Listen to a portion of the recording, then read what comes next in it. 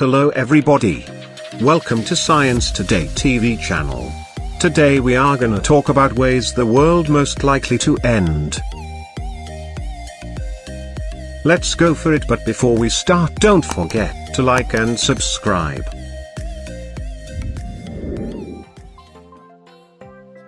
Beside everything, the good news for us is that scientists think the world will be habitable for at least a few 100 million more years. But the bad news is there's a lot that could change that. The risk of the threats we'll mention in this video, actually causing mass casualties, and they're important to pay attention to, especially when the worst case scenario means human extinction. Here's what should be keeping you up at night and what, realistically, might cause humans to go the way of dinosaurs. 1. Nuclear war. A nuclear detonation from one of today's more powerful weapons would cause a fatality rate of 80 to 95% in the blast zone, stretching out to a radius of 4 kilometers, although severe damage could reach 6 times as far. But it isn't just the immediate deaths we need to worry about, it's the nuclear winter.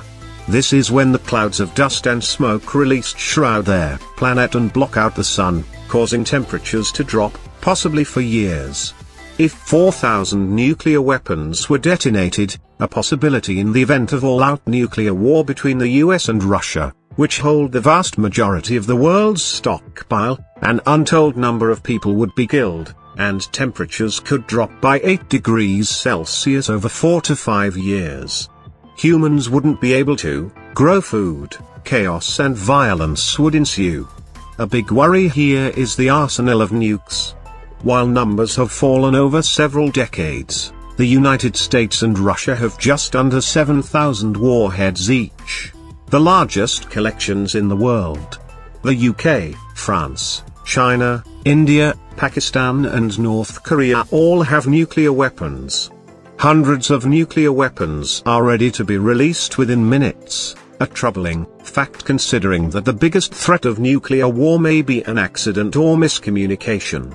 A few times since the 1960s, Russian officers, and, in 1995, the president, narrowly decided not to launch a nuclear weapon in response to what they later find out were false alarms.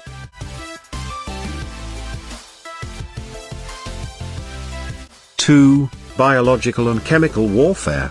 Unlike nuclear weapons, which require complex engineering, biological and chemical warfare can be developed at a relatively low cost and with relatively attainable materials. In the past few years, the Syrian government has used chemical weapons in the civil war that has ravaged the country. These chemical attacks using sarin and chlorine have appalled the international community, and underscored the damage chemical weapons can do. Weaponized toxic chemicals could do tremendous harm to a localized target, say, if the toxins were released into the air or into the water supply. Biological weapons represent a greater catastrophic threat. Advances in synthetic biology have made very real the possibility of malicious actors creating harmful pathogens for weaponization, or innocent researchers accidentally releasing a lethal infectious bug out into the world. In the event of a fast-moving pandemic, the world would be pretty vulnerable. 3. Catastrophic climate change. A United Nations panel of scientists released a report last week saying that we only have 12 years to keep global warming to moderate levels. Projections of the effects of climate change vary depending on how much the Earth warms, usually modeled on an increase of 1 to 3 degrees Celsius. None of their scenarios look good.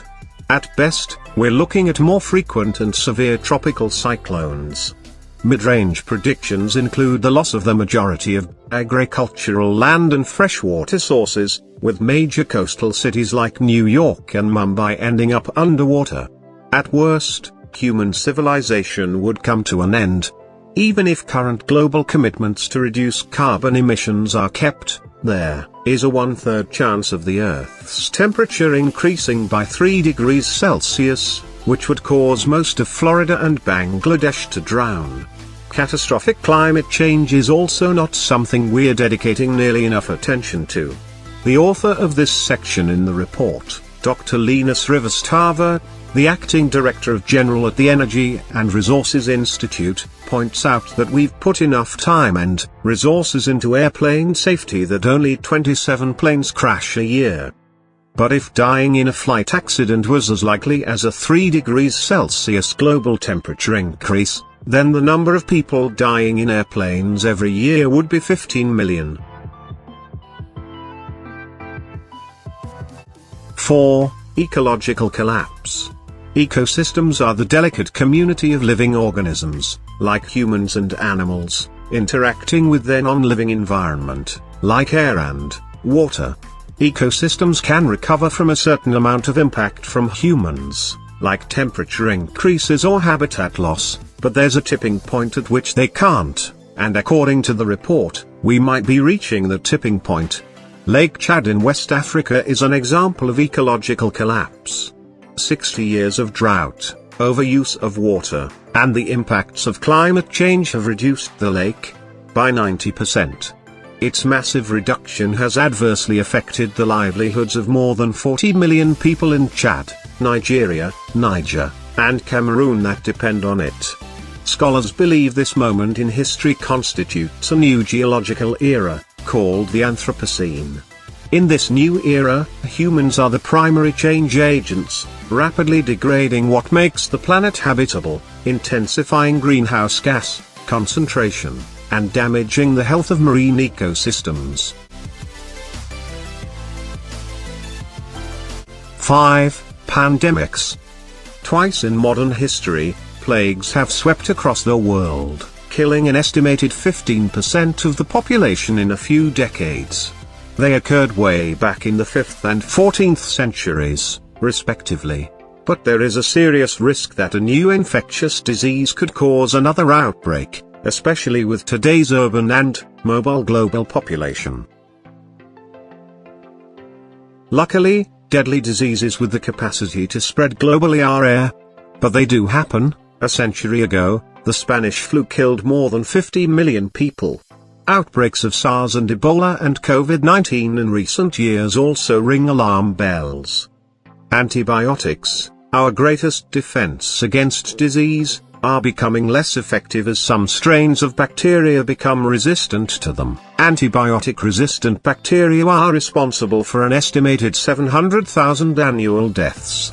If we don't develop new advances against antibiotic resistance, that number is estimated to reach 10 million by 2050. 6. Asteroid impact. Asteroids are rocks that revolve around the Sun and that occasionally collide with the Earth. An asteroid large enough to cause a global catastrophe hits Earth every 120,000 years, scientists estimate. It's likely what killed the dinosaurs, and if an asteroid even 1/10 the size of the one that caused their extinction hit Earth today, the results would be devastating. Scientists estimate it could release enough particles to block the Sun for months and cause a famine, killing hundreds of millions.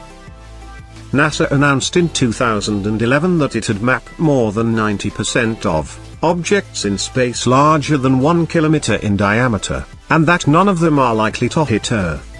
But there's still a lot we don't know about smaller objects that, while unlikely to cause a global catastrophe, could have a big enough local impact to disrupt social and economic systems.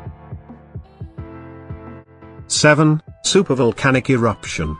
A supervolcanic explosion 74,000 years ago ejected so much debris into their atmosphere that scientists believe it caused the Earth to cool by several degrees Celsius. Some experts believe this caused the greatest mass plant and animal extinction in human history, bringing the species to the brink of extinction. How likely is that to happen today? It's hard to say since we don't have much to compare it to, but data suggests a supervolcanic eruption occurs on average every 17,000 years. If that's true, then we're overdue. The last one we know of was 26,500 years ago in New Zealand. we don't have a way to anticipate eruptions more than a few weeks or months in advance, and we don't really have any way to reduce the likelihood of eruption right now. But scientists are monitoring several areas of risk, including Yellowstone in the US. 8. Solar geoengineering. There's a dramatic option for stopping, or even reversing, rising global temperatures, but it comes with significant possible risk. Solar geoengineering would reflect light and heat away from Earth and back into space by injecting aerosols into the stratosphere, the second layer of Earth's atmosphere. For now, it only exists in computer models, but the first experiment is being planned by Harvard researchers. Solar geoengineering is one of two emerging technologies that could manipulate the atmosphere and reduce climate risk. The other is directly removing carbon dioxide from the atmosphere, which doesn't currently exist on a big enough scale. If solar geoengineering were deployed, it would affect the entire atmosphere and be humanity's largest ever global endeavor. While it is the only known technique that could stop rising temperatures, there's still a lot we don't know, including whether it could destabilize local and global climate or ecosystems. Manipulation on this scale without understanding the effects could turn out to be catastrophic for the human race. The technology could also be cheap enough, as low as $10 billion a year, that it could be wielded by one country or a wealthy individual, introducing the possibility of reckless use. 9. Artificial intelligence. Artificial intelligence is progressing rapidly. Surveyed scientists estimate, on average, that there is a 50% chance of AI being able to perform most tasks as well as, or better than, humans by 2050, with at least a 5% chance of surpassing human intelligence a couple of years after that. There's a common misconception that the risk of AI is that it will become malevolent. The bigger concern is that it will become too good at its job. As the report says, if you ask an obedient, intelligent car to take you to the airport as fast as possible, it might get you there chased by helicopters and covered in vomit, doing not what you wanted but literally what you asked for. Their implications become much more frightening when you consider AI weapons in the hands of the wrong person, or an AI arms race leading to an AI war. 10. Unknown risks. It wasn't that long ago that climate change and nuclear warfare were largely unheard of. Today, they're risks we've already seen the devastating effects of, and that we worry could get much worse. Because of this, there's a possibility that we haven't even conceived of what is most likely to kill us.